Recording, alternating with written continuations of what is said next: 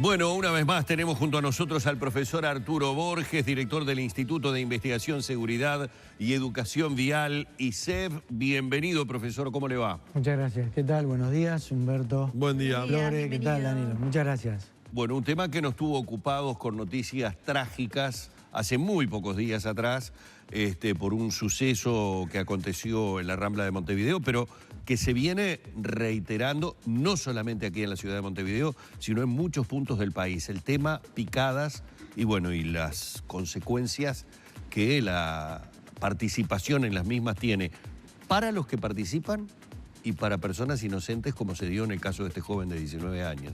Sí, totalmente. Es un tema de preocupación y que verdaderamente hay que seguir en este debate dentro de los medios. Es un tema muy importante porque cuando se convoca a la sociedad civil y se hace un debate, ahí como que la gente va tomando conciencia, se entera de qué cosas puede hacer y qué no, pero resulta que lo pusimos en debate a partir de una muerte. ¿Es esta la única que va del año? No, por supuesto que no. ¿Hay muertes en el interior, inclusive que no salen en los medios? También. ¿Hay gente mutilada? También. ¿Es un problema de hoy? No.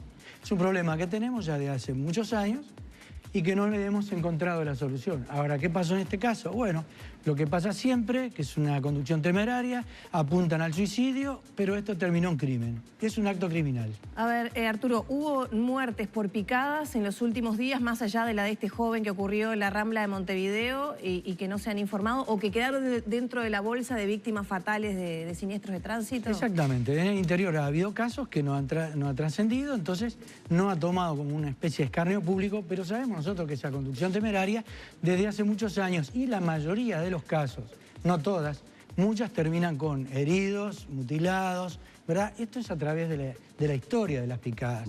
Entonces, a veces nosotros vemos, bueno, ¿cuál es la solución que podemos dar? Ahí tenemos algunas imágenes que el señor director puso en pantalla de cómo los jóvenes, porque el tema pasa por dos lados. La problemática está, por un lado, los que hacen picadas en moto y por otro lado, los que hacen picadas en auto. Son dos niveles. Controlar el de las motos, bueno, son menores, hay ahí algún problema legal y de actuación. Bueno, pero fíjense lo que están haciendo acá, donde el chico, evidentemente, en esa búsqueda del riesgo y sensaciones, y miren esto, el límite al que pueden llegar pensando que tienen una juventud ilimitada, ¿verdad? Que no va a pasar nada, es distinta de aquel que allá con unos años más está haciendo picadas con el auto y dentro de la vía pública. Claro que nosotros podemos definir, bueno, crímenes, delitos o falta grave. Hoy la picada está enmarcada dentro del 365 como una falta grave. Y está sancionada de 7 a 30 días de trabajo comunitario. Bueno, ¿llegan al juzgado? Bueno, no llegan. Evidentemente que no sé si llegan, primero porque, bueno, hemos visto que las autoridades han dicho que no podemos hacer más. A nosotros nos parece que ese mensaje a la población no puede ir dirigido porque entonces no soy creíble. ¿Se puede hacer más? Sí, claro que sí. Que ellos juegan con los lugares, que vamos a un lado, vamos al otro. Si yo tengo un buen equipo y yo ya sé dónde las picadas son, porque a ver, todos sabemos dónde se producen. Sí, claro. ¿Y además se repiten o no? Sí. Y bueno, tenemos que recurrir. Sí, el inspector de tránsito que no tiene esa fuerza jurídica a lo mejor, o necesita la policía y la policía no alcanza, recurramos a la republicana. No hay otra. Hay ejemplos en nuestro país que yendo a esta fuerza terminaron con este problema. No estoy hablando de represión. Porque si ustedes me preguntan cuál es la solución de esto es educación. A la gente hay que informarla, educarla y después controlarla. Pero si nosotros tenemos medidas, están escritas y no las controlamos, el sistema falla. En este caso que mencionaba Humberto, que dio pie para la nota, tenemos dos víctimas. Uno, el individuo que provoca el accidente. Es una víctima del sistema. No se autoevalúa, no tiene autocontrol, no sabe que puede ir preso. Y la otra víctima inocente, totalmente vulnerable, que se encuentra con algo... Claro, se sorprende va a cruzar una calle o algo, se sorprende, como el joven, ¿no?, que falleció en la Rambla. Exacto. Entonces, ¿qué pensamos nosotros mayores? ¿Qué piensa la sociedad civil sobre esto? Nosotros quizás que tenemos que subir un escalón. Si no nos alcanza con la formación que le damos, no lo instruimos, no logramos cambiar la conducta del individuo psicológica, porque evidentemente el tema de la velocidad tiene dos perfiles, ¿no? Cuando tú preguntás a la gente qué opina de la velocidad, te dice hay que controlarla.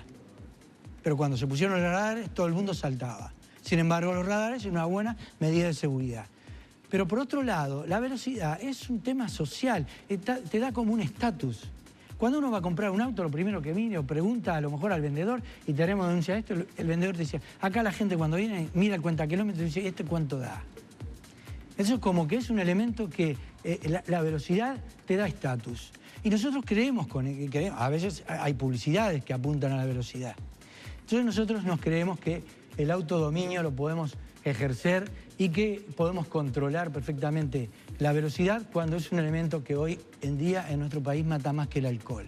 Ahora, los controles, si no son suficientes, bueno, yo creo que acá se tendrían que reunir Salud Pública, Ministerio del Interior, el Congreso de Intendentes y el Ministerio de Transporte. ¿Quién se carga esta muerte y otras que han habido en todo el país? ¿Quién se las carga? Parecería ser que nadie es responsable. Bueno, yo creo que acá el Ministerio del Interior es uno de los responsables, tiene que tomar las cartas en el asunto. La ley policial en el 141 establece muy bien lo que puede hacer el policía en el tema de los conductores que están infringiendo el tránsito. Y bueno, son un auxiliar de la justicia muy importante y a quienes tenemos que recurrir. Pero lo fundamental es la formación del conductor desde joven, de los riesgos que asume cuando se pone frente a un volante. Claro, pero esto es un fenómeno además que engloba a un marco de público, porque se hacen picadas, como veíamos recién en las imágenes. Es decir, autos picando, pero un marco de público también mirando. Y de hecho, apuestas clandestinas, puede estar asociado a esto, consumo de alcohol en ese entorno, consumo de otro tipo de sustancias. Sí, ni que hablar. Bueno, parte de la sociedad, vos yo lo he visto en algunos departamentos cuando ellos saltean un control policial, cómo la gente aplaude. No lo puedes creer, ¿verdad? Eso realmente hay que hablarlo con la sociedad civil, hay que ver lo que representa. Es lo mismo que si alguien va a 18 de julio de Ejido, empieza a jugar con una metralleta y con un revólver y se escapan 2 o 3 tiros. ¿Qué pasa con ese individuo? Va a ir al juzgado, ahí sí va a entrar la fiscalía, o sea, el Ministerio Público va a actuar, tendrá sus sanciones y quizás va preso por uso de arma en espacio público. Acá el Ministerio Público mira para el costado. Lo que pasa es que yo sé que muchos fiscales no quieren que nosotros traslademos este tema a la fiscalía. Y bueno, yo reconozco que están sobrepasados, pero no es un problema de la sociedad. Alguien puso esto como una falta grave, el Ministerio Público tiene que pasarle al juez y tenemos que actuar. Si nosotros no llevamos a nadie a que esto sea procesado, la falta grave... Y yo, por ejemplo, al principio decía, crimen, delito y falta grave. Con el tema de las picadas, tendríamos que subir un escalón y que fuera nombrado como una conducción temeraria, con un tema de homicidio o quizás con intento de homicidio o suicidio. Y eso tiene que ser penalizado. No podemos ir a que sea una cosa, una falta grave. Cuando se cambió la lectura del 365, se empezó a tomar la falta grave como un hurto menor. No es un hurto menor, es un acto cuasi criminal y en algunos casos criminales. ¿Cómo podemos hacer esto? Bueno, yo creo que el Ministerio del Interior y las demás autoridades se tienen que reunir y empezar a actuar primero en la formación, que es el primer nivel de prevención al que podemos actuar, y evidentemente la formación por sí sola no reduce los accidentes, sino que necesitamos controlar. Y aquellos países que tuvieron un sistema de control efectivo lograron los mejores resultados. Profesor, muchísimas gracias. Un placer haberlo tenido nuevamente. Al contrario, gracias a ustedes. El profesor Arturo Borges en la mañana de Arriba Gente.